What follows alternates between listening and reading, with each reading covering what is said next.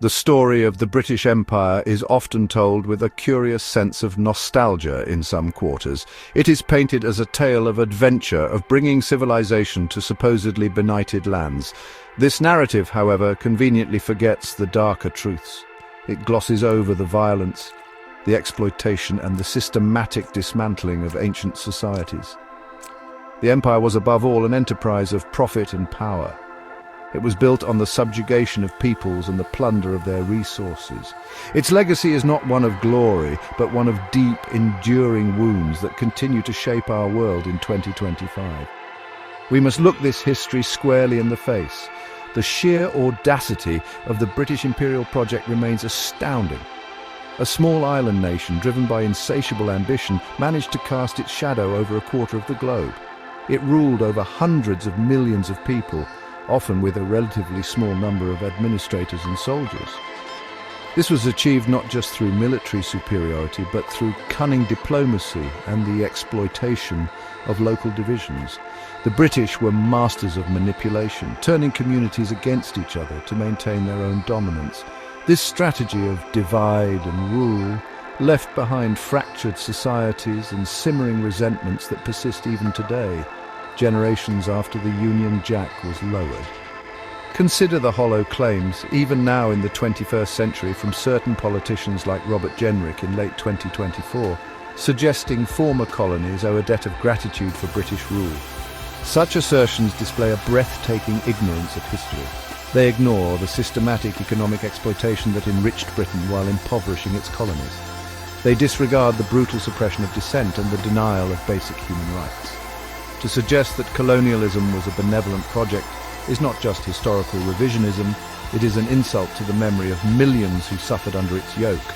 The truth is that the empire was a machine designed for extraction, not upliftment. The legacy of this empire is not confined to dusty history books.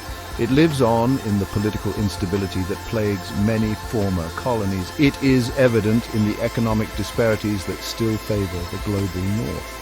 It is reflected in the cultural disorientation experienced by peoples whose traditions were systematically undermined. Even the Anglican Church, once a spiritual arm of the empire, now grapples with its complicity in colonialism and slavery, as scholars like Martin Percy highlight. Understanding this complex and often painful legacy is crucial. It is essential for comprehending current global dynamics and for forging a more equitable future for all nations. Britain's imperial ambitions did not spring forth fully formed overnight. They grew from a potent cocktail of economic desire, nationalistic fervour, and a burgeoning sense of racial superiority. Early explorations and trading posts gradually morphed into assertions of sovereignty. The East India Company, for instance, began as a commercial enterprise. It soon transformed into a territorial power, wielding armies and administering vast swathes of India. This transition was driven by the pursuit of immense profits from spices, textiles, and later opium. The British state actively supported these ventures, recognizing the strategic and economic advantages of overseas possessions. Ambition was the engine, and the world was its fuel. Naval power was the undeniable backbone of British expansion. Britannia Rules the Waves was not merely a catchy song, it was a geopolitical reality. A powerful navy allowed Britain to project its power across vast oceans. It enabled the transport of troops, the protection of trade routes, and the intimidation of rivals. Control of key maritime choke points from Gibraltar to Singapore gave Britain an unparalleled strategic advantage. This naval dominance was built over centuries through investment, innovation, and a ruthless willingness to engage and destroy enemy fleets. Without its wooden and later iron walls, the empire would have remained an island dream. However, brute force alone cannot explain the empire's vast reach. Cunning and strategic manipulation were equally vital tools. The British excelled at identifying and exploiting local rivalries. They would support one princely state against another in India, or one tribal chief against his neighbor in Africa. This ensured that local populations were often too busy fighting each other to unite against the common colonial master. Treaties were signed, often under duress or through deliberate misinterpretation, ceding vast territories and rights. The promises made in these documents were frequently broken once they had served their immediate purpose, a testament to the cynical pragmatism underpinning imperial policy. The establishment of dominance was a gradual, insidious process. It involved a mix of overt aggression when deemed necessary and subtle infiltration where possible. Economic levers were pulled, local rulers were co-opted or deposed, and systems of administration were imposed that always prioritized British interests. The narrative of bringing order and stability was carefully cultivated, masking the underlying agenda of control and resource extraction. Figures like Robert Clive in India exemplified this blend of military acumen and political maneuvering, laying the foundations for centuries of British rule through a series of calculated gambles and betrayals. The empire was built brick by bloody brick, treaty by broken treaty. The British Empire did not just conquer territories, it sought to reshape minds. The imposition of British culture was a key strategy for consolidating control and creating a compliant populace. English became the language of administration, commerce, and higher education in many colonies. This naturally advantaged those who mastered it, creating a new elite often detached from their own vernacular traditions. While the introduction of English had some unintended benefits, such as providing a lingua franca for diverse colonized peoples to communicate, its primary purpose was to serve imperial interests. It was a tool for assimilation and a symbol of the colonizers' perceived superiority. Legal systems were overhauled to reflect British common law. While proponents argued this brought a uniform system of justice, it often disregarded or actively dismantled sophisticated indigenous legal traditions. The new laws invariably favoured British commercial interests and asserted the authority of the colonial state. Concepts of land ownership, for example, were often alien to local customs, leading to widespread dispossession of native populations. The bewigged judges and arcane procedures of British courts became symbols of a distant imposed power, one that rarely delivered true justice to the colonized. The law became another instrument of subjugation rather than a shield for the oppressed. Customs and social norms were also subject to imperial scrutiny and interference. Practices deemed uncivilized by the British, sometimes justifiably but often through sheer cultural arrogance, were suppressed. The infamous civilizing mission was often a pretext for dismantling local power structures and imposing Victorian morality. The Anglican Church played a significant role in this cultural offensive, as detailed by contemporary critics. It sought to convert indigenous populations, viewing their existing beliefs as pagan or primitive. This religious and cultural imperialism aimed to create subjects who not only obeyed British rule, but also accepted its supposed moral and cultural ascendancy, internalizing their own inferiority. Education was another powerful tool in this colonial arsenal. Schools and universities were established, ostensibly to enlighten the natives. However, the curriculum was heavily skewed towards British history, literature, and values. The aim, as famously articulated by Macaulay in India, was to create a class of persons, Indian in blood and colour, but English in taste, in opinions, in morals, and in intellect. This anglicised elite was intended to serve as intermediaries between the British rulers and the masses. While education did empower some individuals, its overarching colonial purpose was to perpetuate imperial dominance by shaping the thoughts and aspirations of future generations. The British Empire was, at its core, an economic enterprise of monumental scale. Its primary purpose was the enrichment of Britain, and this was achieved through the systematic extraction of resources and wealth from its colonies. Vast quantities of raw materials, cotton, jute, rubber, tin, diamonds, gold, flowed from Asia, Africa, and the Caribbean to fuel British industries. These resources were often acquired at pitifully low prices, sometimes through outright seizure or forced cultivation. The colonies were transformed into captive suppliers, their economies reconfigured to serve the needs of the metropole. This was not trade, it was organized loot on an unprecedented scale. The consequences for the colonies were devastating. Prosperous pre-colonial economies were systematically deindustrialized. India, for example, was a major exporter of textiles before the British arrived. British policy deliberately destroyed this industry to create a market for textiles manufactured in Lancashire. Local artisans were driven out of work, and entire sectors of indigenous economies collapsed. The colonies were then forced to become markets for expensive British manufactured goods, creating a cycle of dependency. This economic restructuring ensured that wealth flowed in one direction only, towards Britain, leaving a legacy of poverty and underdevelopment that persists. The human cost of this extraction was immense. The transatlantic slave trade, in which Britain played a dominant and shameful role, saw nearly 3.4 million Africans forcibly transported to the Americas. Their unpaid labor on plantations producing sugar, tobacco and cotton generated enormous profits that helped fund Britain's Industrial Revolution.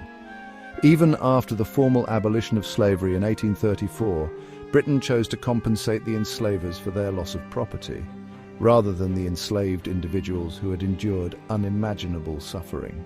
This moral bankruptcy is a stark reminder of where the empire's priorities truly lay. Colonialism was built on the brutal exploitation of human beings. Furthermore, the financial mechanisms of empire were designed to drain wealth. Taxes were levied on colonial populations, the proceeds of which were often used to pay for the costs of their own subjugation, including the salaries of British officials and the expenses of colonial wars. Profits from colonial enterprises flowed back to shareholders in Britain. The infrastructure developed in the colonies, such as railways, was primarily designed to facilitate the extraction of resources and the movement of troops, not for the benefit of the local population. As the Economics Observatory notes, this historical accumulation of wealth in the UK through colonial trade has had lasting impacts on global economic inequalities. Section 5, Methods of Rule, Brute Force and the Art of Division. The British maintained their vast empire through a calculated combination of overt aggression and more subtle forms of control. When faced with resistance, the imperial authorities did not hesitate to use overwhelming force. Massacres, punitive expeditions, and the brutal suppression of uprisings were common tactics. The response to the Indian Mutiny of 1857, or the Boer Wars in South Africa, demonstrated the ruthlessness with which Britain would defend its imperial possessions. This willingness to employ violence served as a constant deterrent, reminding colonized peoples of the severe consequences of challenging British authority. Fear was a cornerstone of imperial governance. Alongside brute force, the British mastered the art of divide and rule. This insidious strategy involved identifying and exacerbating existing fault lines within colonized societies, be they religious, ethnic or tribal. In India, the distinction between Hindus and Muslims was systematically emphasized and exploited, leading to divisions that culminated in the tragic partition of the subcontinent. In Africa, colonial administrators often favored certain ethnic groups over others, granting them privileges and positions in the local administration, thereby sowing seeds of resentment and future conflict. By preventing a united front among the colonized, Britain could maintain control with fewer resources. The co-option of local elites was another key method. Traditional rulers, landlords, and influential individuals were often incorporated into the colonial administrative structure. They were offered titles, land, and a share of the spoils in return for their loyalty and cooperation. These collaborators helped to legitimize British rule in the eyes of some of their own people and provided a buffer between the colonial authorities and the masses. However, this system also entrenched existing hierarchies or created new ones, often at the expense of the general population. It was a pragmatic approach that outsourced some of the dirty work of empire. Subtle cultural and psychological manipulation also played its part. The relentless promotion of British superiority, coupled with the denigration of indigenous cultures and achievements, aimed to create a sense of inferiority among the colonized. This psychological warfare, as Frantz Fanon would later articulate, was intended to make subject peoples accept their subjugation as natural or even inevitable. The education system, the legal framework, and even the spread of the English language contributed to this subtle subversion. Controlling the narrative and shaping perceptions was as important as controlling territory through force of arms. The empire sought to colonize minds as well as lands. Section 6. Scars on the Map. A global tapestry of imperial exploitation. The impact of British colonialism was not uniform. It varied across continents and cultures, yet a common thread of exploitation and disruption runs through the narrative. In Africa, the scramble for Africa in the late 19th century saw arbitrary lines drawn on maps, carving up the continent with no regard for existing ethnic, linguistic, or political boundaries. This legacy continues to fuel conflicts and instability today. Resources like rubber in the Congo, though initially Belgian, the British had their share of African exploitation, and diamonds and gold in southern Africa were brutally extracted, often using forced labor, leaving a legacy of environmental degradation and economic dependency. In Asia, India stands as the quintessential example of British imperial exploitation. Once a thriving economy, it was systematically deindustrialized and plundered for centuries. The opium trade, forced upon China by Britain through the Opium Wars, devastated Chinese society and secured British trading advantages. In Malaya, the extraction of tin and rubber enriched British companies while local populations saw little benefit. The Middle East, after the fall of the Ottoman Empire, was carved up by Britain and France, creating artificial states like Iraq and Jordan, whose arbitrary borders and imposed monarchies laid the groundwork for decades of regional conflict and instability. The Caribbean islands, some of Britain's oldest colonies, were built on the horrors of slavery and the sugar plantation economy. Millions of Africans were forcibly brought to these islands, their ancestral societies dismantled, as highlighted by The Guardian's research. The wealth generated from their unpaid labor fueled British prosperity. After emancipation, indentured laborers from India and China were brought in, creating complex, multicultural societies, but also new forms of exploitation. The economic structures imposed by Britain ensured these islands remained dependent on a few cash crops, vulnerable to global market fluctuations, a pattern of extractive economies reliant on forced labor. Even in regions like Latin America, while not formally part of the British Empire in the same way, British economic influence was profound. Through trade, investment and loans, Britain exerted significant control over the economies of newly independent nations, often perpetuating a form of informal imperialism. British companies controlled railways, mines and utilities, ensuring that profits flowed back to London. This economic dominance hindered the development of robust, independent economies in the region. The story of British impact is thus a global one, leaving deep scars on the economic, political and social fabric of nations across the world. Section 7. Passing the baton from Pax Britannica to American influence. The decline of the British Empire, accelerated by 2 world wars, saw a gradual shift in global power. The United States, once a British colony itself, emerged as the dominant global force in the latter half of the 20th century. While America's rise was not a direct inheritance of British imperial structures, there are undeniable parallels in the way global influence has been projected. The era of Pax Britannica, characterized by British naval and economic supremacy, gave way to a period often described as Pax Americana. Both sought to shape the world according to their interests, using a combination of economic power, military might, and cultural projection. America, unlike Britain, did not pursue formal territorial colonialism on the same scale. However, its influence has been exerted through other means. Economic institutions like the World Bank and the International Monetary Fund, heavily influenced by the United States, have often imposed policies on developing nations that mirror colonial patterns of resource extraction and economic dependency. These neo-colonial structures, as The Guardian has reported, often benefit foreign investors over local populations. Military interventions and support for friendly regimes, regardless of their democratic credentials, have also been hallmarks of American foreign policy, echoing Britain's earlier strategic interventions. The methods of cultural influence also show similarities. British colonialism spread the English language, its legal systems, and its cultural norms. American global dominance has been accompanied by the pervasive spread of American popular culture. Movies, music, fast food, and the English language in its American iteration.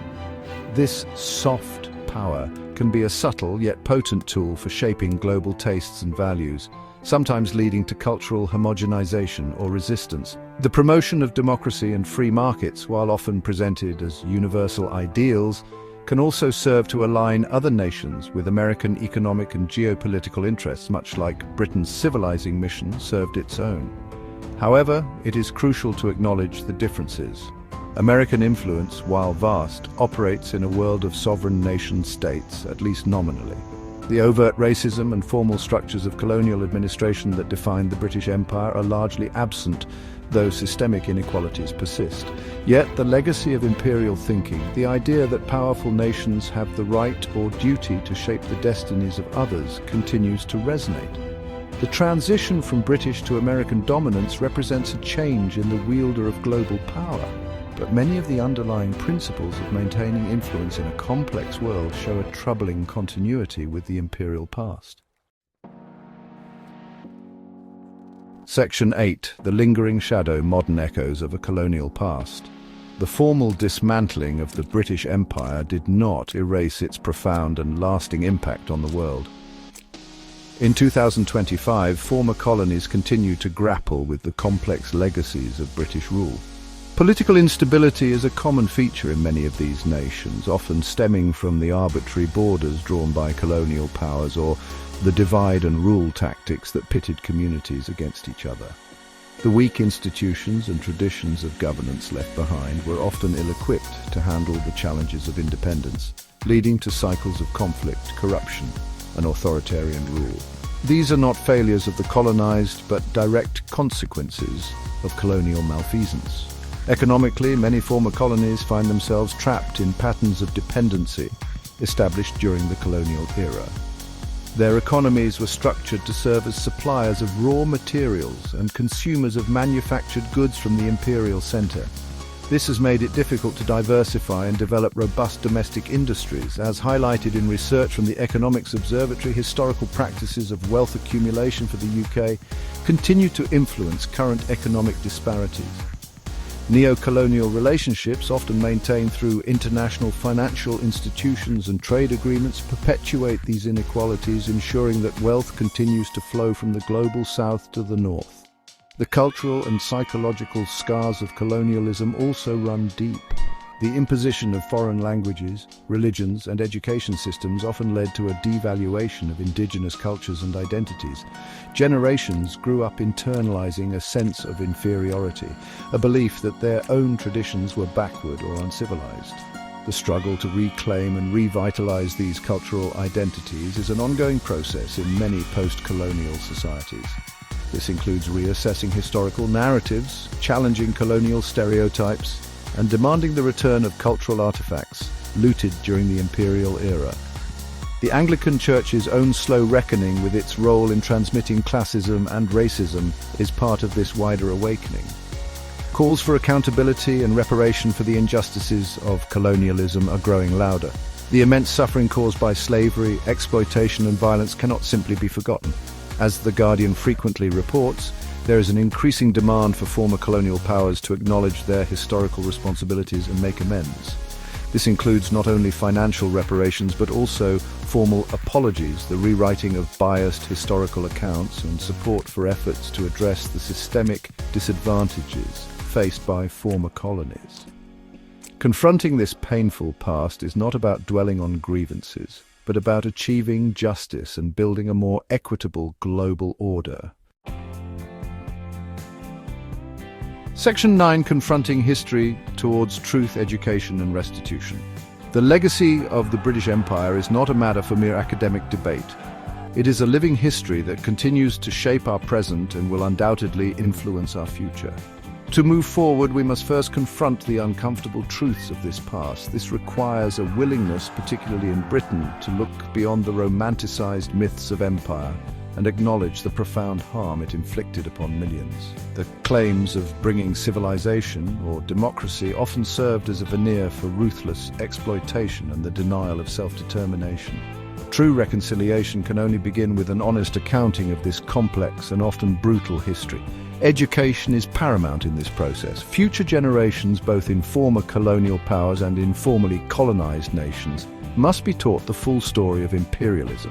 Curricula should include the perspectives of the colonized, not just the colonizers. They must learn about the economic exploitation, the cultural destruction, and the human cost of empire. This is not about inducing guilt, but about fostering a critical understanding of how the modern world was shaped. Only through such education can we hope to avoid repeating the mistakes of the past and build a future based on mutual respect and genuine equality between nations. For formerly colonized peoples, the journey involves reclaiming their narratives and cultural identities. It means challenging the colonial mindset that often devalued indigenous knowledge, languages, and traditions. This process of decolonization is not just political, it is also deeply cultural and psychological. It involves celebrating the richness and diversity of pre-colonial civilizations and asserting their contributions to human history. It means forging new paths of development that are rooted in local contexts and serve local needs rather than perpetuating colonial patterns of dependency. This is a vital step towards true liberation and self-respect. Ultimately, understanding the impact of the British Empire is crucial for navigating the complexities of our interconnected world. The historical power imbalances it created continue to affect international relations, economic development, and cultural exchanges. By acknowledging this legacy, by engaging in honest dialogue, and by working towards reparative justice, we can hope to heal the wounds of the past. This is not just about righting historical wrongs, it is about creating a more just, equitable, and peaceful future for all humanity. The shadow of empire is long, but it does not have to dictate an eternity of inequality.